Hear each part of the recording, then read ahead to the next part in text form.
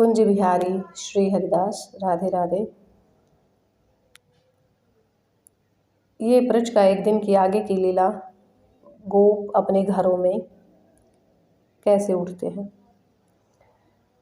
अत्यंत आवश्यक है कि प्रातःकाल शीघ्र उठना यह केवल विधि ही नहीं है, ब्रज का यह अनिवार्य आवश्यकता है।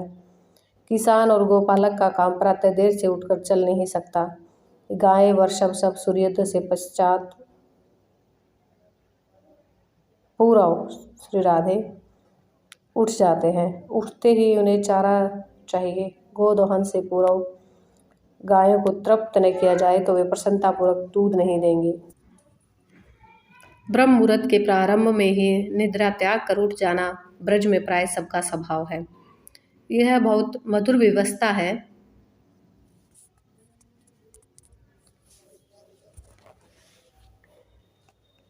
गोपों को स्नान करके गोदहन करना रहता है। गोपियों को स्नान करके दधि मंथन ही नहीं करना होता, अपने गौचारण के लिए वन में जाने वाले बालकों को कलेव भी देना होता है।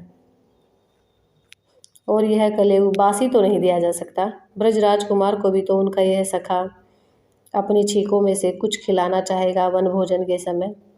गोप चाहे भी तो जागरण में 2 क्षण की देर नहीं की जा सकती। गाय हुमा हुमा करने लगती हैं। इन्हें शीघ्रता होती है कि इनको दूध निकाल कर शीघ्र छोड़ दिया जाए।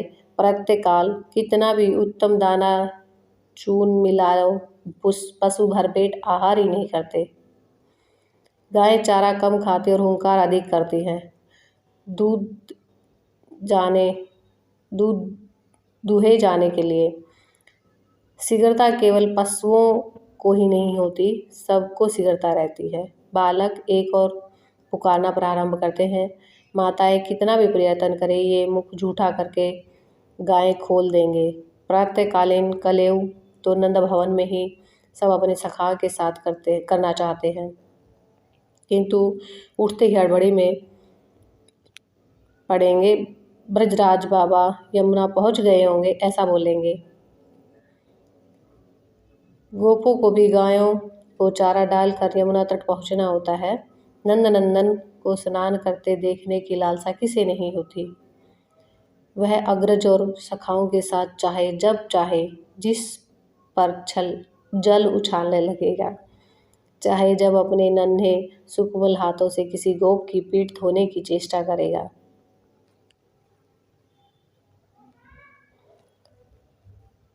चाचा, मैं तुम्हारी पीठ स्वच्छ कर दूं, ताऊ मैं आपको स्नान करा दूं, ऐसा बोलेगा। बालक राम श्याम के साथ स्नान करना चाहते हैं, इसमें आश्चर्य क्या है। उन दोनों के साथ तो सब बूढ़े भी करना चाहते हैं। अनेक बार गोपों को या बालकों को यमुना तट पहुंचकर प्रतीक्षा करनी पड़ती है। कम ही दिन ऐसे होते कि ब्रजराज अपने कुमारों के साथ पहुंचे तो दूसरे मार्ग में मिले, अन्यथा सब कुछ क्षण पहले ही यमुना तट पहुंचते हैं। गोपियों को ही कहाँ कम शीघ्रता है, उन्हें तो सबसे अधिक हड़बड़ी रहती है। दधि मंथन, बालकों के लिए कुछ उत्तम कलेव, गोदहन के बाद दूध को अग्नि पर रखना, ये घर के सारे काम ऐसे नहीं है कि पीछे करने के लिए छोड़ दिए जाएं और श्याम सुंदर की एक झलक भी न मिले। यदि नंद भवन पहुंचने में विलंब हुआ तो पूरे दिन तो यह भवन सुंदर वन में रहता है। श्याम सुंदर पूरा दिन वन में रहता है।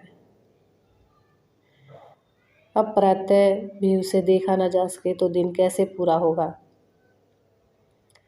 नंद ब्रज में अतिथि आते ही रहते हैं। अतिथि तो प्राय ब्रजराज के यहाँ ही आते हैं, किंतु अभ्यागत सभी घरों में आ जाते हैं। सगे संबंधी मित्र परिचित सभी के हैं और सबको ही तो यहाँ आने का कोई बहाना चाहिए। जहाँ सुर भी आने का अवसर ढूंढते हों, देवी देवता यहाँ आने के लिए अवसर ढूंढते हैं। वहाँ दूर के गोप दूसरे परिचित निमित्त मिलेंगे ही मिलेंगे, अवश्य आवेंगे। गोप जाति ही अत्यंत अतिथि वत्सल है और फिर ब्रजमंडल के गोप, इन्हें तो अपने पराये का पता ही नहीं लगता। जो आया जैसे वही अत्यंत आत्मीय है, सबके सत्कार में घर के बालक तक जुट जाएंगे। आप हम सबको सवेरे तथा सायंकाल होने वाले प्रमाद के लिए क्षमा करेंगे। आने वाले गोप ही होते हैं। उनसे इस प्रार्थना की कोई आवश्यकता है? वे नहीं जानते कि गोपों को प्रातः सायं गो सेवा, गोदहन आदि में व्यस्त रहना पड़ता है। लेकिन यहाँ प्रार्थना के साथ कहा जाता है, ब्रजराज कुमार सवेरे गौचारण करने जाता है और सायंकाल लौटता है। उसकी मुख छवि देखने का अवसर आने पर हमारे यहाँ किसी को अपना ही स्मरण नहीं रहता। अतिथि हो या अभ्यागत, उसे भी तो यही प्रलोभन यहाँ ले आया है। वह केवल इतना ही चाहेगा कि उसे भी साथ ले लिया जाए, किंतु यही सबसे अखरने वाली बात है। जब अपने ही तन मन का स्मरण नहीं रहता, दूसरों को साथ लेने और अवसर देने का स्मरण रहेगा क्या?